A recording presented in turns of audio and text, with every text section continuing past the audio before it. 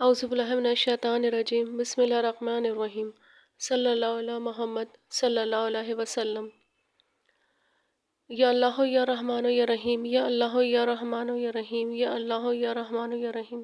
حسبنا اللہ و نعم الوکیل، حسبنا اللہ و نعم الوکیل، حسبنا اللہ و نعم الوکیل۔ اے غفور الرحیم، ہم سب کے صغیرہ اور کبیرہ گناہوں کو معاف کر کے ہم سب کی توبہ کو قبول کر لے، آمین۔ اللہ پاک کشمیر و فلسطین کے مسلمانوں کی غیب سے مدد فرما لے، یا اللہ ان کی تمام تکالیف و پریشانیاں دور کر دے، آمین۔ یا اللہ پاک پاکستان کو نیک اور صالحہ حکمران عطا فرمانا، آمین۔ یا اللہ پاک ہم سب کی اولادوں کو نیک اور صالحہ بنا دے، والدین کا فرما بردار بنا دے، دین پہ چلنے والا بنا دے، آمین۔ یا اللہ پاک چلتے ہاتھ پیروں سے اٹھانا، کبھی کسی کا محتاج نہیں کرنا۔ یا اللہ پاک ہم سب کو مکہ اور مدینہ کی زیارت نصیب فرما، آمین۔ یا اللہ پاک سب کے کاروبار میں برکت عطا فرمانا، یا اللہ غیب سے سب کے روزی کے اسباب پیدا فرمانا، آمین ثم آمین۔ صلی اللہ علیہ محمد صلی اللہ علیہ وسلم۔ حجۃ الوداع کے موقع پہ نبی کریم صلی اللہ علیہ وآلہ وسلم نے اپنے تاریخی خطبے میں شہادت حق کی ادائیگی کی ذمہ داری امت کی طرف منتقل فرما دی۔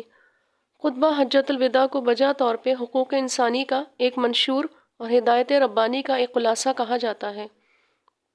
نبی اکرم صلی اللہ علیہ وآلہ وسلم کی 23 سال کی مسلسل کٹھن جدوجہد کے بعد وہ وقت آیا کہ جزیرہ نما عرب کی حد تک فریضہ شہادت علی الناس کی تکمیل ہو گئی اور اللہ کا دین غالب ہو گیا۔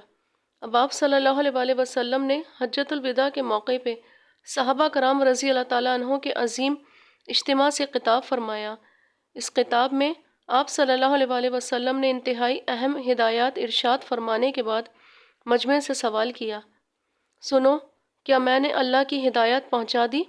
اس پر 1.25 لاکھ صحابہ کرام رضی اللہ تعالیٰ عنہ کا مجمع پکار اٹھا، ہم گواہ ہیں کہ آپ نے حق تبلیغ ادا کر دیا، حق امانت ادا کر دیا اور حق خیر خواہی ادا کر دیا۔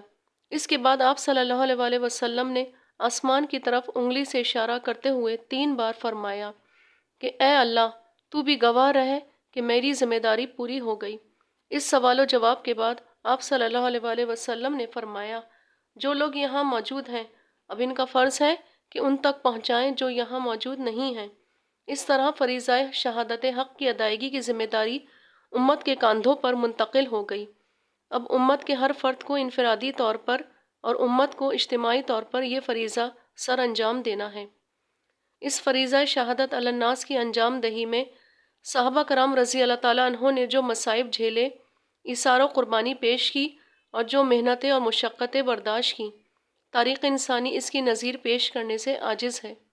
نبی اکرم صلی اللہ علیہ وآلہ وسلم کی وفات کے بعد صحابہ کرام رضی اللہ تعالیٰ عنہ نے خلافت راشدہ کی صورت میں نہ صرف مثالی عادلانہ نظام قائم کیا بلکہ اس کی حدود مختصر عرصے میں ایک وسیع علاقے تک پھیلا دیں۔ یہ نظام بلا شبہ انسانیت کی معراج ہے۔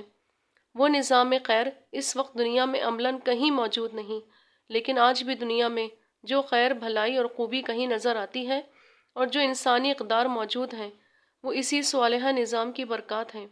اسی نظام نے انسان کو اس کے حقوق و فرائض کا شعور بخشا اور رنگ و نسل اور زبان و وطن کے امتیازات ختم ہوئے۔ اسی نظام نے خواتین کو معاشرے میں ان کا جائز مقام دیا اور ان کے حقوق دلوائے۔ غیر مسلم بھی اس نظام کی برکات کو تسلیم کرتے ہیں۔ چنانچہ گاندھی جی نے 1937 میں وزارتوں کو یہ ہدایت جاری کی تھی کہ اپنی حکومت کے لیے صدیق اکبر رضی اللہ تعالیٰ عنہ اور فاروق اعظم رضی اللہ تعالیٰ عنہ کے دور حکومت کو بطور نمونہ سامنے رکھا جائے۔ صحابہ کرام رضی اللہ تعالیٰ عنہ تو اپنی ذمہ داری بأحسن و خوبی ادا فرما گئے۔ اب ہمیں قولی شہادت کے ساتھ ساتھ عادلانہ نظام قائم کر کے عملی شہادت دنیا کے سامنے پیش کرنی ہے۔ عملی شہادت قائم کیے بغیر شہادت علی الناس کا فریضہ ادا نہیں کیا جا سکتا۔ دنیا پر تمام حجت کے لیے عادلانہ نظام کا قیام امت پر لازم ہے۔ اگر امت ایسا نہیں کرتی تو روز قیامت حساب اخروی کے وقت شرمندگی اور رسوائی سے دوچار ہوگی۔ اللہ کا فیصلہ ہے، ہم لازماً پوچھ کر رہیں گے ان سے جن کی طرف رسول بھیجے گئے، اور ہم لازماً پوچھ کر رہیں گے رسولوں سے بھی۔ اللہ پاک ہم سب کو نبی پاک صلی اللہ علیہ وسلم کی سنت پر عمل کرنے والا بنا دے، آمین ثم آمین۔ درود فلاح دارین۔ بزرگان دین نے اس درود پاک کے فیوز برکات بے شمار فرمائے ہیں۔ جو شخص اس درود پاک کو روزانہ کثرت سے پڑھے گا تو وہ شخص ہمیشہ باعزت رہے گا اور لوگ اس کو قدر سے دیکھیں گے۔ صبح بعد نماز فجر اس درود پاک کو 101 مرتبہ پڑھا جائے تو نبی کریم صلی اللہ علیہ وآلہ وسلم سے عشق اور محبت پیدا ہو جائے گی۔ یہ درود پاک فلاح دارین کے لیے بہت مفید ہے۔ اللہ پاک ہم سب کو کروڑوں درود و سلام پڑھنے والا بنا دے، آمین ثم آمین یا رب العالمین۔